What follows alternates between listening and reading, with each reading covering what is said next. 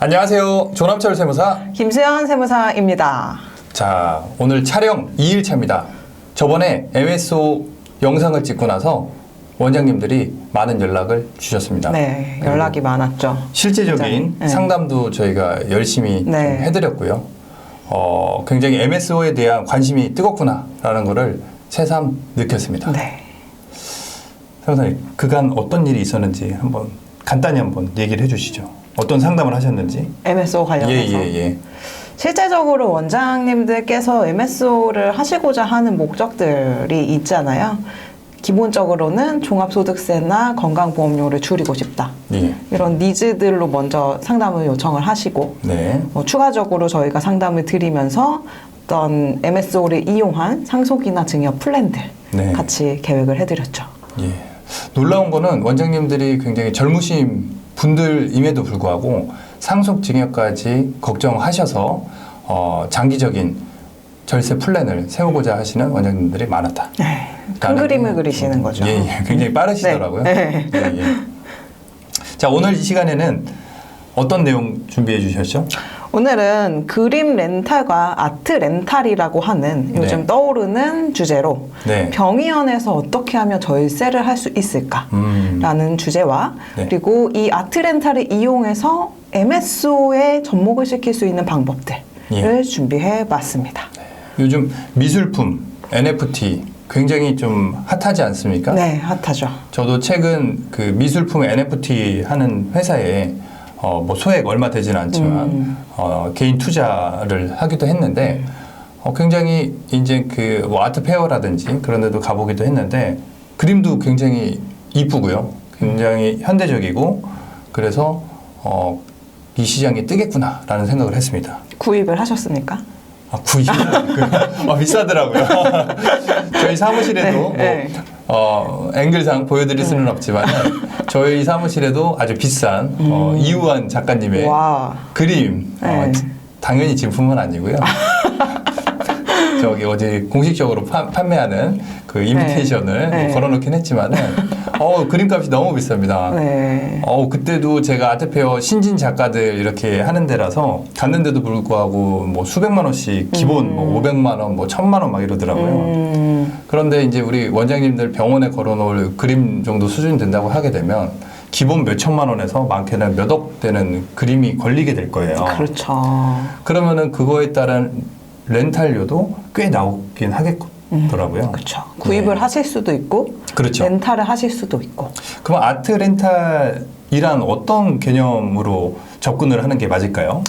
아트 렌탈이라는 것은 요즘 많이 유행하고 있는 구독 서비스랑 유사하다라고 보시면 돼요. 네. 그래서 그림을 구독을 하고 뭐 3개월이면 3개월, 6개월이면 6개월에 한 번씩 원하시면 교체를 하실 수도 있고 예. 그리고 진료실이나 로비 등에서 이를 전시하시면서 어떤 심미적 효과라던가 예. 인테리어 효과들도 보실 수 있고 예. 또 경비 처리를 하심으로써 절세 효과도 보실 수 있는 서비스다라고 생각을 하시면 되겠습니다. 야, 핫한 게 다 들어가 있네요. 미술, 네. NFT 막 이런 것도 있지만 또 구독 경제까지. 네, 구독 경제가 들어있죠. 저도 병원에 최근에 종합 건강검진도 받고 치과 진료도 거의 10주차에 걸쳐갖고 네. 뭐 치료를 받기도 했지만은 가는 병원마다 그림이 다 있습니다. 네. 뭐 대학병원을 가도 있고 개인 병원을 가도 있고. 근데 원장님들이 다 자존심이 있으시다 보니까 싼 거 안 고르시잖아요. 저희는 모릅니다. 그래요? 저는 그림에 대한 소양이 별로 없기 때문에 예. 네, 저희는 모르지만 예. 제가 방문드리는 원장님들 진료실이나 네. 로비에 가게 되면 네. 그림들이 걸려 있는 경우가 꽤 많아졌어요. 맞습니다. 네. 그 그림을 걸어 놓음으로써 요즘은 인테리어 자체도 고급지게 하는 것들이 네. 대세잖아요. 맞습니다. 그래서 그 인테리어에 방점을 찍는 것이 바로 그림이다 라고 보시면 되고 또 진료실 침대에서 가장 잘 보이는 곳에 그림을 놓음으로써 또 환자들이 심리적으로 또 만족하시고 가시는 경우들도 있다고는 합니다. 어쨌든 원장님들이 이 렌탈비를 내게 되면 이 MSO 법인에서 렌탈비를 내던 원장님이 직접 내던지 간에 비용 처리되는 부분이 관건이 좀 될 것 같은데 그렇죠. 관련해 갖고 뭐 법인세법상, 네. 소득세법상 비용 처리에 대한 부분은 어떻게 되나요? 일단 소득세법은 법인세법의 많은 부분을 차용을 하고 있습니다. 예. 그래서 법인세법을 먼저 살펴보게 되면 이제 법인세법 시행령에서는 업무무관 자산의 범위에 대해서 규정을 하고 있어요. 예. 업무무관 자산이라고 해서 서화나 골동품이라는 게 법에 정해져 있습니다. 예. 다만 장식이나 환경 미화의 목적으로 사무실이나 복도 등의 여러 사람들이 볼 수 있는 공간에 네. 상시로 비치하고 있는 것은 제외한다라고 되어 있어요. 그러니까 많은 사람들이 볼 수 있는 곳에 비치하고 있는 서화나 골동품은 네. 업무 관련 자산으로 보겠다. 예. 이런 말씀이고 예. 두 번째 손비의 범위에 대해서도 규정이 되어 있는데 예. 이런 장식이나 환경 미화 그리고 예. 다양한 많은 사람들이 볼 수 있는 사무실 복도 등에 예. 있는 미술품의 취득 가액은 그 취득한 날이 속하는 사업 연도에 예. 손비로 계상한 경우에는 예. 1천만 원 이하인 경우에 한해서 네. 단기에 모두 손비로 처리해 주겠다. 원래는 고가의 물건을 구입을 하시면 네. 원장님께서 의료기기를 구입을 하시면 네. 몇 년간에 걸쳐 사용을 하시는 거기 때문에 네. 감가상각이라고 해서 네. 단기에 한 번에 비용 처리를 못한다 이거죠. 그렇죠. 그런데 이런 미술품의 창작이나 판매를 장려할 목적으로 예. 1천만 원 미만의 것은 예. 단기에 경비 처리도 해주겠다가 법인세법에 정해져 있습니다. 그러면 어쨌든 렌탈료가 됐던 그다음에 취득이 됐던 네. 그 만약에 취득했을 때 그거를 복도가 됐던 네. 원장님 방이 됐던 네. 원장님 방에도 계속 그 환자분들이 드나들기 때문에 모두 어떻게 보면은 대중을 위해서 네. 쓰여진다고 볼 수가 있을 것 같고 네. 그런 경우에 뭐 회계 처리 뭐 디테일하게 보게 되면 네. 이 회계 개정 처리가 뭐 복리후생비가 될 수도 있고 네. 그다음에 광고 선전비가 될 수도 있긴 하겠네요. 그렇죠. 뭐 그거 개정 처리 뭐 비용 처리하는 게 중요한 거지 네, 접대비가 비용 아닌 처리가 이상 중요하죠. 네. 그런 부분이 있군요. 네, 그래서 법인세 법상은 네. 업무무관 자산에 해당이 된다라고 하면 관련 비용에 대한 경비는 인정이 되지 않습니다. 예. 그리고 업무무관 자산을 구입하기 위해서 사용했던 대출금에 대한 이자 비용도 송금으로 필요경비로 인정이 되지는 않습니다. 법인세법은. 그렇죠. 네. 법인에서는 항상 업무무관 자산에 대한 페널티, 업무무관에는 뭐 가지급금도 포함이 되기 때문에 뭐 인정이자라든지 지급이자라든지 페널티가 굉장히 많지 않습니까? 네, 그렇죠. 미술품 역시도 네. 이게 업무무관 자산성으로 보게 되면 관련된 비용 처리를 못한다. 네. 그리고 혹시라도 금액이 고가여서 뭐 이자 비용이 동원되었다라고 하는 경우에도 그 이자 비용마저도 비용 처리가 안 된다라는 그렇죠. 거죠. 네. 그렇군요. 그렇지만 장식이나 환경 미화 목적으로 또 네. 사무실 복도 등에 게시를 해놓은 경우에는 송금으로 필요 경비로 인정을 해주고 그다음에 관련 비용도 모두 경비로 인정해주면서 1천만 원 미만의 작품 구매 시는 단기에 모두 경비 처리를 해주는 혜택이 있어요. 네, 법인세법은. 법인세법이나 뭐 소득세법에서도 그 사무 뭐 비품이죠. 비품 네. 같은 경우도 금액이 뭐 소액 금액에 대해 갖고 네. 100만 원 이하인가요? 네, 200만 원 이하입니다. 예. 네.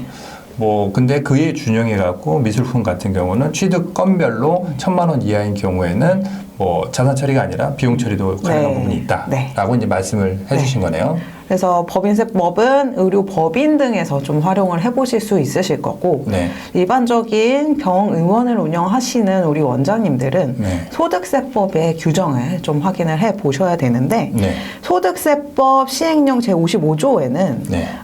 사업용 자산에 대한 비용 그리고 사업용 유형자산이나 무형자산의 감가상각비는 예. 필요 경비로 인정을 해준다라고 예. 규정이 되어 있습니다. 예. 그런데 우리 예규 판례 입장은 어떤가를 한번 살펴볼게요. 예. 2002년도에 예규 판례인데 예. 미술품을 구입하는 경우에 감가상각이 가능한가에 대한 문제예요. 가능하실 것 같아요. 뭐 와인이라든지 미술품 같은 경우는 시간이 흐를수록 네. 가치가 뭐 더 올라간다라는 약간의 뭐 통설 아닌 그런 그렇죠. 이야기가 있다 보니까 감가상각은 좀 글쎄요 미술품이 뭐 마모가 되지 않는 이상 감가상각은 안 될 것 같긴 합니다. 맞습니다. 국세청의 입장은 감가상각이 안 된다가 결론입니다. 그 이유는 예. 미술품을 사업장 내부에 장식용으로 비치를 하고 있다고 했더라도 예. 전문가, 그 미술을 그리시는 화가분의 고도의 창작성과 기술력으로 제작된 예술 작품에 해당이 됨으로써 시간이 경과함에 따라서 가치가 감소하는 게 아니라 가치가 증가하기 때문에 이를 뭐 가치가 감소하는 사업용 비품으로는 볼 수가 없다는 것이 국세청의 입장이었어요. 그래서 예술적 가치가 있는 미술품을 원장님 개인이 구매를 하셔서 사람들이 많이 볼 수 있는 곳에 전시를 해놨다라고 하더라도 구입을 하셨기 때문에 경비 처리는 안 됩니다. 그러네요. 네. 이 비용 처리에 대해서 관심이 많으실 텐데 어쨌든 이 비용 처리에 대한 여부, 그 다음에 이거를 렌탈료를 냈을 때는 뭐 비용 처리하는데 크게 문제가 되진 않겠지만 네. 자산성을 가지고서 취득을 1,000만 원 이상 하게 되면 그거는 바로 뭐 비용 처리, 네. 뭐 5천만 원짜리 그림을 샀다고 바로 네. 비용 처리가 되는 게 아니다 네. 라는 부분을 말씀을 해주신 거네요. 그렇죠. 네. 어쨌든 기본적으로 국세청에서 어떠한 법령, 그다음에 어떠한 조세심판과 예규를 바탕으로 비용 처리, 그다음에 자산성에 대해서 판단을 하는지에 대해서 이번 시간에 알아봤는데요. 다음 시간에는 좀 더 실제적으로 어떠한 세금 효과라든지, 네. 그다음에 어떠한 뭐 세금 이슈가 네. 구체적으로 있는지를 네. 한번 알려주시면 좋을 것 같습니다. 네, 알겠습니다. 네, 그러면은 이번 시간 영상은 여기서 마치도록 하고요. 다음 시간에 더 구체적인 영상으로 찾아뵙도록 하겠습니다. 감사합니다.